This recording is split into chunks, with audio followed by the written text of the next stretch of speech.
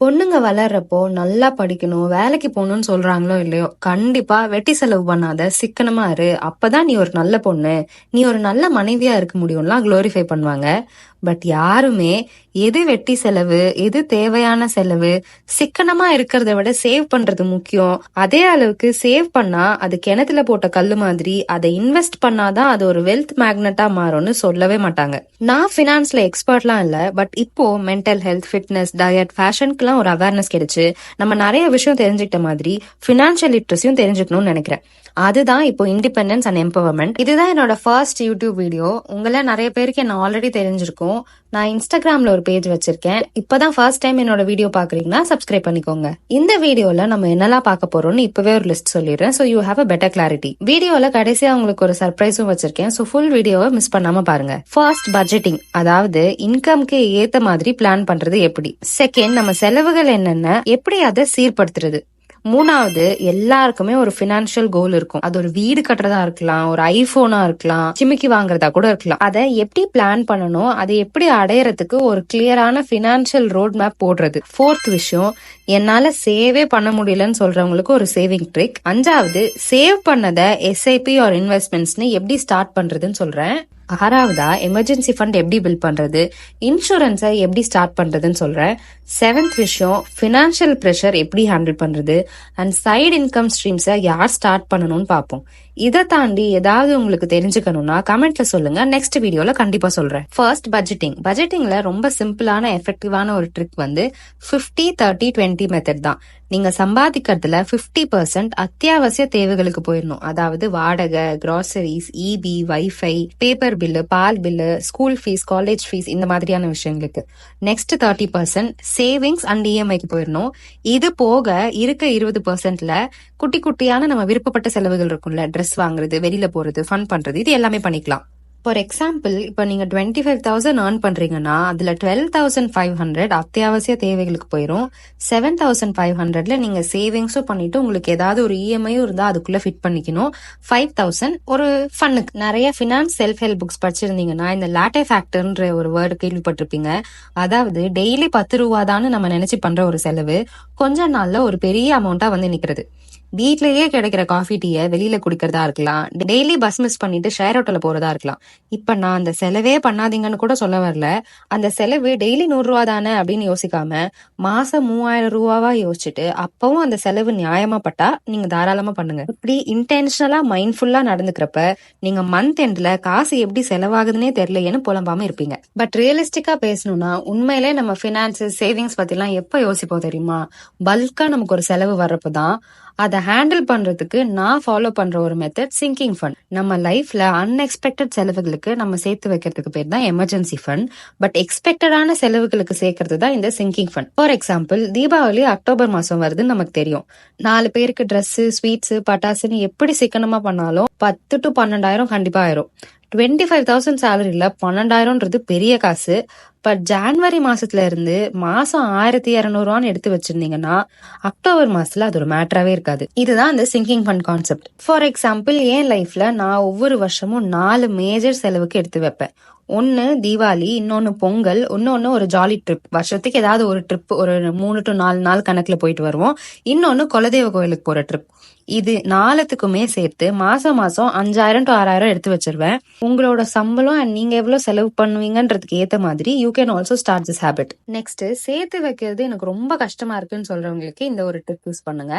நானுமே காலேஜ் படிக்கிறதுல இருந்து புதுசா வேலைக்கு போனப்ப சேவ் பண்றது ரொம்ப கஷ்டமா இருந்துச்சு. நம்ம மாசம் வருமானத்துல செலவு, இஎம்ஐ, ஃபன்னு இதெல்லாம் போக மீதி என்ன இருக்கோ அதை எடுத்து வைக்கலாம்னு நினைப்பேன். பண்ணவே இல்லை ஒழுங்கா. சோ காலேஜ் படிக்கிறப்ப எனக்கு ஸ்காலர்ஷிப்காக ஒரு பேங்க் அக்கௌண்ட் ஒண்ணு வச்சிருந்தேன். அதுக்கப்புறம் அதை நான் யூஸே பண்ணல.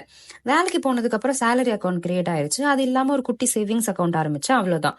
ஸோ சேலரி வந்ததுமே நான் என்ன பண்ண ஆரம்பிச்சேன்னா, ஃபர்ஸ்ட் சரி இன்னைக்கு இந்த மாசம் நம்ம ஒரு 7 to 8,000 எடுத்து வைக்கிறோம் அப்படின்னு சொல்லிட்டு ஃபர்ஸ்ட் சேவிங்ஸ்ல எடுத்து அந்த அக்கௌண்ட்ல போட்டுருவேன். மீதி எவ்வளவு இருக்கோ அந்த காசுக்குரிய செலவு, அந்த காசுக்குரிய ஃபண்ட் தான் நான் பண்ணுவேன். ஒவ்வொரு தடவை ஜிபேல பே பண்ணும் போதும் அக்கௌண்ட் பேலன்ஸை பார்க்க நான் செலவு பண்றது குறைய ஆரம்பிச்சிச்சு. ஒருவேளை நான் சேவ் பண்ணிக்கலாம்னு அந்த ஒரு 7,000 எக்ஸ்ட்ரா வச்சிருந்தேன்னா நம்ம கையில தான் காசு இருக்கே அப்படின்னு மேபி கொஞ்சம் வெட்டி செலவு பண்ணி இருந்திருப்பேன். அந்த காசு என் கண்ணை விட்டு மறைஞ்சோடனே என் மைண்டை விட்டு மறைஞ்சிருச்சு.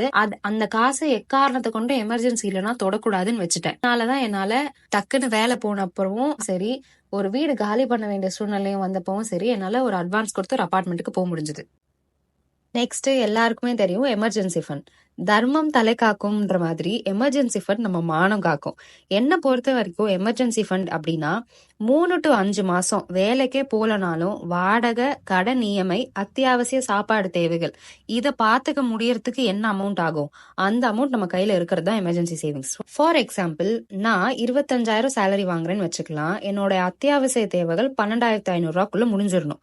அப்ப நான் 8 மாசம் 7,500 ரூபாய், அதாவது இஎம்ஐ சேவிங்ஸ்க்குன்னு ஒண்ணு பிரிச்சு வச்சிருந்தோம்ல, அந்த 7,500 ரூபாய 8 மாசம் நான் சேர்த்து வச்சா எமர்ஜென்சி ஃபண்ட்னு எனக்கு ஒண்ணு உருவாகும். இந்த எமர்ஜென்சி ஃபண்ட் ரெடி ஆனதுக்கு அப்புறம் தான் நான் சேவிங்ஸே ஸ்டார்ட் பண்ணுவேன். ஏன்னா சேவிங்ஸ்ன்றது சில சமயம் நம்ம டக்குன்னு எடுத்துக்க கூடிய நிலைமையில இருக்காது.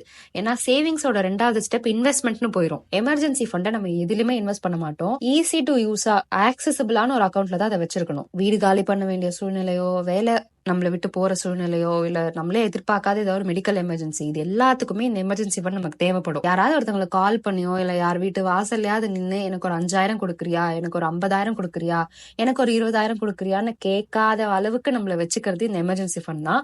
அதனாலதான் சொன்னேன், எமர்ஜென்சி ஃபண்ட் நம்ம மானம் காக்கும். கிட்டத்தட்ட எமர்ஜென்சி ஃபண்ட் மாதிரியே தான் இன்சூரன்ஸும். நம்ம ஏதாவது ஒரு மோசமான சூழ்நிலையில இருக்கிறப்போ நமக்கு அந்த காசு உதவியா இருக்கும். உங்க ஆபீஸ் பாலிசில என்ன இன்சூரன்ஸ் கவரேஜ் இருக்குன்னு பாருங்க.